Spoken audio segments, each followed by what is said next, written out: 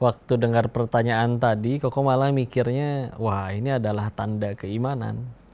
Karena coba lihat berapa banyak orang yang di luar sana bahkan nyesel datang Ramadan tuh. Males nih, bakal lapar, bakal aus. Bisa sih makan sendiri di kamar, tapi pas keluar jadi nggak bisa jajan. Ada yang kayak gitu. Ada orang yang kita lagi diem, udah pengen ibadah aja. Tahu-tahu temennya datang. Dan bukan yang ngucap salam, dia malah bertanya, tahu nggak? Ah, udah racun itu mah ya. Orang tadinya nggak mau gibah jadi nanya, ya, emang apa? Ya, udah salam enggak, malah ngajak gibah. Kamu nanya, Ustaz jawab. Dipersembahkan oleh CDA, ikan olahan bermutu. Bismillahirrahmanirrahim. Assalamualaikum warahmatullahi wabarakatuh. Waalaikumsalam warahmatullahi wabarakatuh. Gimana nih, masih semangat nggak Ramadannya? Ada yang futur nggak? Masya Allah, coba tes ya, kita tanya jawab. Silakan kalau ada yang mau ditanyakan. Ya. Kamu nanya, Ustaz jawab dong. Masya Allah, silakan. Perkenalkan Ustadz, nama saya Nurul. Izin bertanya, sebelumnya saya ingin curhat terlebih dahulu. Kenapa ya Ustadz, setiap kali bulan Ramadan hampir berakhir, rasanya tuh saya sedih sekali. Seolah-olah saya belum cukup memaksimalkan ibadah saya. Dan saya ingin rasanya tuh lebih banyak lagi untuk melakukan kebaikan. Pertanyaannya Ustadz, bagaimana caranya agar perasaan ini tuh tidak sia-sia dan menjadi motivasi saya untuk terus berbuat kebaikan. Terima kasih Ustadz. Masya Allah, makasih kembali, alhamdulillah. Terima kasih Kak Nurul ya, Masya Allah. Waktu dengar pertanyaan tadi, Koko malah mikirnya, wah ini adalah tanda keimanan. Karena coba lihat berapa banyak orang yang di luar sana bahkan nyesel datang Ramadan tuh. Males nih, bakal lapar, bakal aus. Bisa sih makan sendiri di kamar, tapi pas keluar jadi nggak bisa jajan. Ada yang kayak gitu. Bahkan ada yang berharap, aduh kalau bisa cepet udahan aja dah, langsung Idul Fitrinya aja bagi-bagi duit, bagi-bagi THR. Yang kayak gitu juga ada. Nah ini Masya Allah, kalau sampai ada perasaan kayak gitu, justru itu perasaan yang nggak boleh hilang. Perasaan yang justru harus dipupuk untuk terus menerus ke arah sana, diarahin ke Allah. Dan sebagaimana sesuatu hal itu baru bisa jadi baik, sebetulnya kan ketika jadi baik adalah syaratnya satu, bikin kita tambah dekat kepada Allah. Maka perasaan galau seperti tadi yang bikin tambah dekat kepada Allah, maka sama itu kebaikan. Gimana berarti caranya? Bagus itu, pertama anggap ini jadi sesuatu yang prioritas dulu. Karena kalau udah prioritas pasti didahulukan. Contoh gini deh, kalau misalkan kalian lagi mesen ojek online di depan pasar, kan dari semua WA, semua chat yang masuk ke dalam handphone, pasti yang dibuka duluan dari si mamang ojeknya. Nggak mungkin mesennya Senin pulangnya Kamis, ya. Balesin grup gibah dulu, balesin apa sesuai urutan, nggak mungkin. Kenapa dia duluan? Karena lagi diprioritaskan, ya. Jadi kalau prioritas pasti dahulu. Sama berarti kalau misalkan kalian nge-WA orang nih, cowok lagi misalkan, nggak dibales-bales, bilangnya sibuk, bohong. Cuman kalian belum jadi prioritasnya dia aja. Kasian ya. Maka udah jangan. Nah ini kalau udah jadi prioritas pasti didahulukan.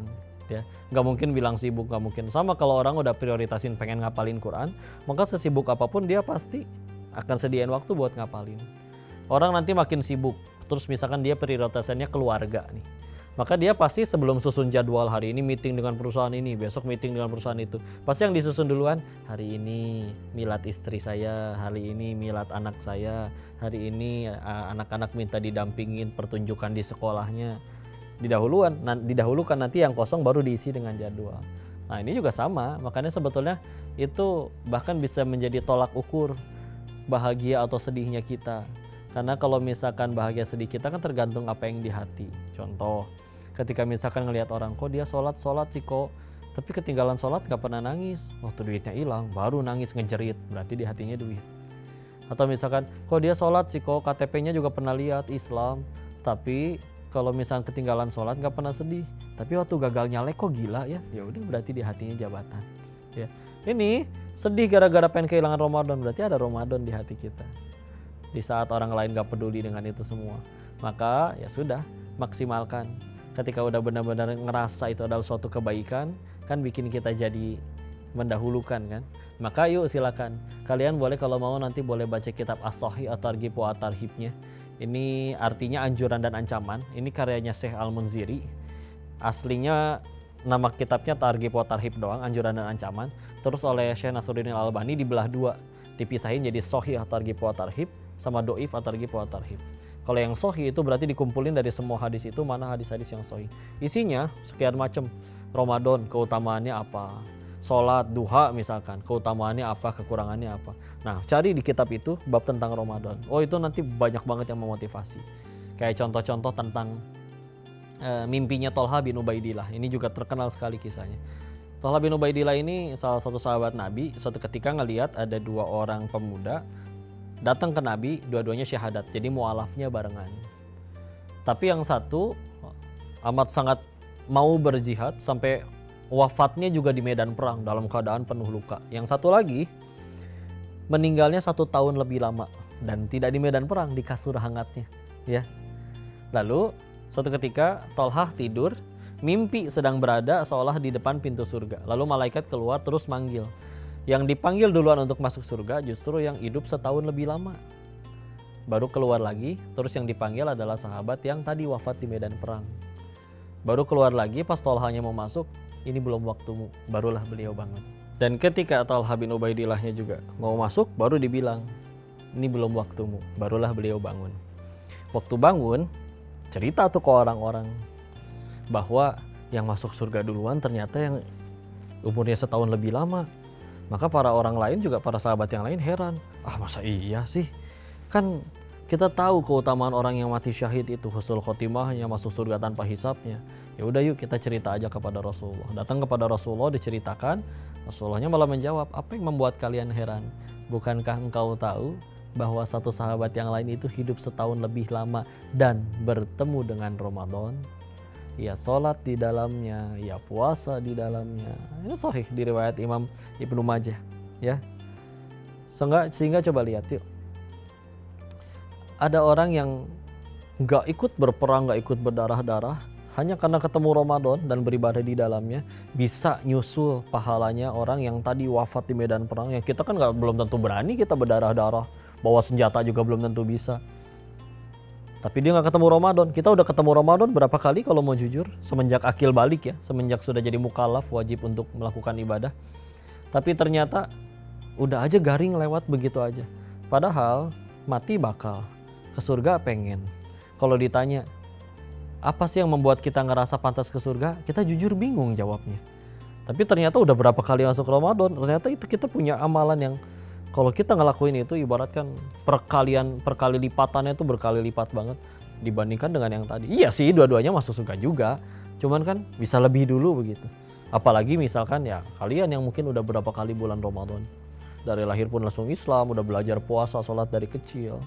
Ajak saudara kita yang mungkin baru kenal Islamnya atau baru syahadatnya kapan, ketemu Ramadannya baru berapa kali. Nah, ketika akhirnya ada kisah-kisah seperti itu sahih, lalu kita benar-benar resapi, dalami, jadi ngerasa kayak Ramadan tuh ya Allah, sayang banget kalau misalkan habis begitu aja. Karena kalau ada yang mau dilakuin, kurangin 4 hal terutama di Ramadan nih. Supaya kita benar-benar bisa menghargai momen Ramadan itu ya. 1, kurangin makan, itu udah jelas karena lagi puasa. Nah, buka puasanya juga jangan terlalu, nanti jadi malas taraweh gara-gara kekenyangan. Nanti di bulan Ramadan juga kurangi makan, jangan terlalu banyak ya. Yang kedua, kurangi tidur, jangan mentang-mentang Ramadan. Kok katanya kalau tidur di bulan Ramadan jadi pahala? Nanti dulu. Itu sebetulnya adalah penjelasan kalau misalkan kita ngelakuin sesuatu yang di jalan Allah. Contoh, tidur yang jadi pahala ya. Tidurnya mubah, boleh. Tapi dia tidur sengaja dengan niatan supaya nanti malam bisa tahajud. Oh, itu beda dengan tidur yang males, mendingan tidur, bangun-bangun udah maghrib. Nah, itu enggak jadi pahala ya. Terus yang ketiga, kurangi bicara. Hati-hati, ini mulut bisa jadi racun ya. Bisa bikin kita paling banyak tergelincir menuju nerakanya Allah gara-gara omongan sedikit. Kita tahu ada orang sakit hati sama mulut kita bisa 10 tahun tuh menendamnya, bisa sampai meninggal. Padahal keucapnya mungkin cuma berapa detik. Hati-hati ya, jangan gara-gara lisan kita membuat kita terhalang ke surganya Allah. Yang juga yang terakhir, kurangi ketemu orang. Bukan berarti nggak boleh ketemu orang, karena ketemu orang tuh potensinya 2. 1 jadi pahala, 1 jadi dosa. Masalahnya kita belum tentu sanggup untuk nahan supaya setiap kali circle yang kita ketemui jadi pahala. Ada orang yang kita lagi diem, udah pengen ibadah aja, tahu-tahu temennya datang dan bukan yang ngucap salam, dia malah bertanya, tahu nggak? Udah racun itu mah ya. Orang tadinya nggak mau gibah jadi nanya, emang apa? Ya, udah salam enggak, malah ngajak gibah. Jadi untuk itu kurangi 4 hal itu. Bismillah, insya Allah selamat Ramadan kita. Kita doa dulu ya. A'udzubillahi minasyaitonirrajim. Bismillahirrahmanirrahim. Allahumma shalli ala sayyidina wa habibina wa syafiina maulana Muhammad. Wassalim radhiyallahu tabaraktahu ta'ala an kulli sahabati Rasulillahi ajmain. Bismillahirrahmanirrahim. Hamdan syakirin, hamdan na'imin, hamdan yuwafi ni'amahu wa yukafi'u mazidah. Ya Rabbana lakal hamdu kama yanbaghi li jalali wajhikal karimi wa 'azimi sultanik. Allahumma shalli ala sayyidina Muhammad wa ala ali sayyidina Muhammad. Allahumma ighfir lil muslimina wal muslimat wal mu'minina wal mu'minat al-ahya'i minhum wal amwat. Allahumma a'inna ala dzikrika wa syukrika wa husni ibadatik. Ya Allah, berkahi Ramadan kami ini ya Allah. Engkau yang pilih kami sampai ke bulan ini. Sungguh Engkau tidak pernah membenci pendosa, Engkau hanya membenci dosanya ya Allah. Dan mudah bagimu menghukum kami, mematikan kami kapanpun saat sedang bermaksiat. Tapi bukannya Engkau matikan kami, Kau malah pilih kami masuk ke bulan Ramadan ya Allah. Maka jangan biarkan kami menyia-nyiakan Ramadan kami ini ya Allah. Terima amal soleh kami meskipun ala kadarnya ya Allah.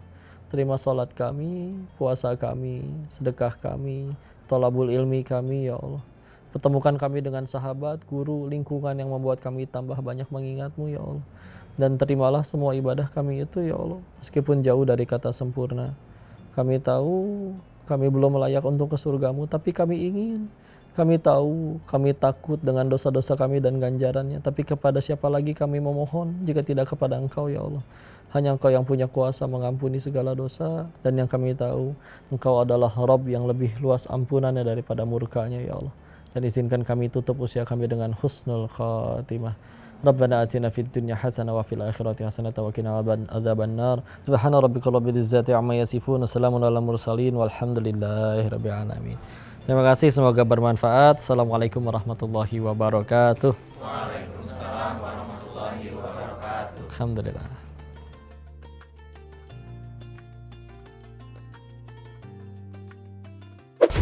Kamu nanya, Ustaz jawab. Dipersembahkan oleh CDA, ikan olahan bermutu. Set!